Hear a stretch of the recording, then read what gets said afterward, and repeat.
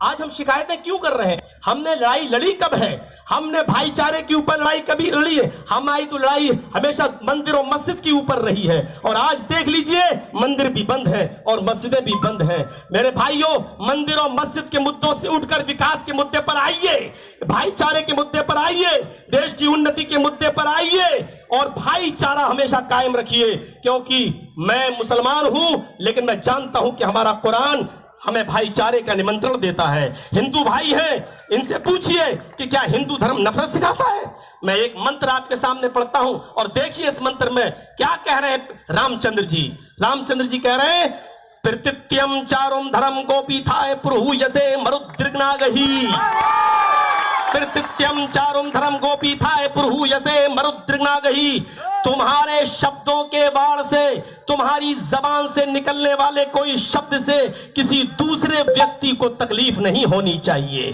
जो हिंदू धर्म हमें शब्दों के जबान पर, जीभ पर कंट्रोल करने का आदेश दे रहा हो, और जो ये कह रहा हो कि अपने शब्दों से जब जबान से बोलो तो ऐसा शब्द यूज नहीं होना चाहिए कि जिससे किसी मनुष्य को तकलीफ हो, चाहे वो हिंदू हो या मुसलमान, किसी को तकलीफ नहीं होनी चाहिए। वो धर्म ये कैसे बर्दाश्त करेगा कि एक समुदाय, एक वर्ग विशेष पर दूसरा वर्ग विशेष जुल्म करे? माफ करना, ये हमारी राजनीति को गंदी पॉलिटिक्स तो हो सकती है, लेकिन ये धर्म की शिक्षा नहीं हो सकती है कि कोई किसी से नफरत करे।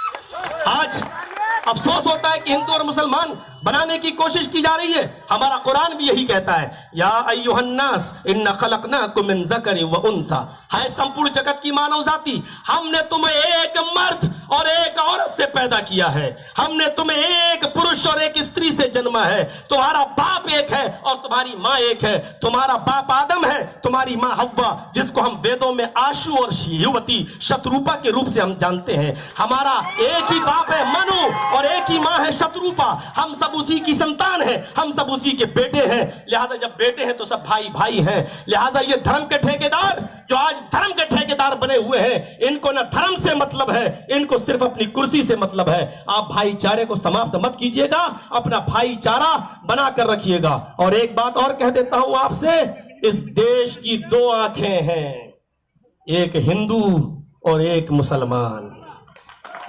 इस देश के दो हाथ हैं, एक हिंदू और एक मुसलमान। इस देश के दो पैर हैं, एक हिंदू और एक मुसलमान। ये देश उस वक्त सलामत है जब हिंदू भी सलामत है, सुरक्षित है, और मुसलमान भी सुरक्षित है। अगर किसी एक को तकलीफ पहुंचाने की कोशिश की, अगर किसी एक को सताने की कोशिश की, तो गोया कि एक आंख आप फोड़ रहे हैं, एक हाथ आप तोड़ रहे हैं, एक पैर आप काट रहे हैं। और याद रखो, अगर इस देश में एक भी धर्म का, एक भी धार्मिक इंसान को तकलीफ हुई तो यह देश काना हो जाएगा, यह देश लूला हो जाएगा, यह देश लंगड़ा हो जाएगा। इस देश को लंगड़ा होने से, इस देश को लूला होने से, इस देश को अपाहिज होने से बचाइए, और बचाने का काम आपका है। हिंदू और मुसलमान सबको साथ में लेकर चलिए, और यह काम सिर्फ एक ही औरत कर रही है, और वो है ममता दीदी। वो है ममता दीदी, जिसने हिंदू को हिंदू नहीं, मुसलमान को मुसलमान नहीं, जिसने अपना सबसे बड़ा धर्म समझा इंसानियत का, जो गरीबों की मसीहा है। आप गौतम बुद्ध के हाथ को मजबूत करके ममता बनर्जी को मजबूत करिए। वैसे तो मैं आपकी लहर देखकर मैं समझ गया हूं कि गोदी मीडिया क्या चीख चीख कर ऐलान कर रही है और वास्तविकता क्या है, वास्तविकता क्या है। और गोदी मीडिया का हाल तो आप जानते ही क्या है।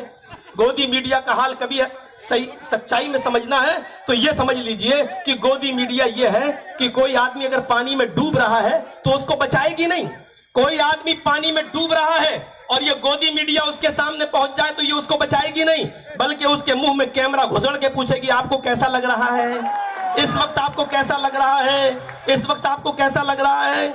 और हो सकता है कि शाम तक न्यूज चैनलों पर आपको हटाकर अब मुझे ही दिखाया जाए। मुझे मालूम है कि किस सिमत की तरफ आपको बहकाया जाएगा, लेकिन इस लेडी सिंघम के हाथ को मजबूत करिए।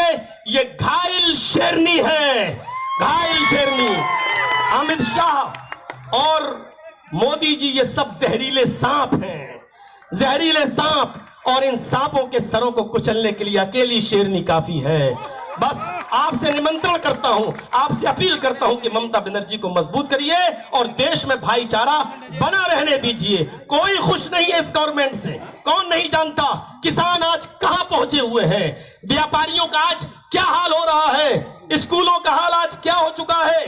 कोई भी कौम, कोई भी बिरादरी, कोई भी जात, कोई भी समूह आज बीजेपी से खुश नहीं है, सब इसको बद्दुआएं दे रहे हैं। लेकिन ममता बनर्जी के इस इलाके में आकर सेंध लगाने की कोशिश की जा रही है। आपसे मैं फिर अनुरोध करता हूं, फिर एक बार रिक्वेस्ट करता हूं, फिर आपसे अपील करता हूं। मुझे आशा है, मुझे उम्मीद है, मौलाना जर्जीस एक मुस्लिम होने के नाते इतना बोलता है कि मैंने आपकी भीड़ देखकर यह अंदाजा लगा लिया है कि आपको जिसको मारना था वो मर चुका है, आपको जिसको मारना था वो मर चुका है और हमने जनाजा पढ़ा दिया है, हमने जनाजा पढ़ा दिया है। अब दफन करने का काम बाकी रह गया है, वो 22 तारीख को आपका है। मुझे उम्मीद है कि आप दफन कर देंगे। आप गौतम पाल को मजबूत करके टीएमसी को मजबूत करेंगे, बंगाल को बचाएंगे, भाईचारा कायम रखेंगे और ये अहद, ये वादा करके यहां से उठिए कि हम बंगाल को दोबारा गुजरात नहीं बनने देंगे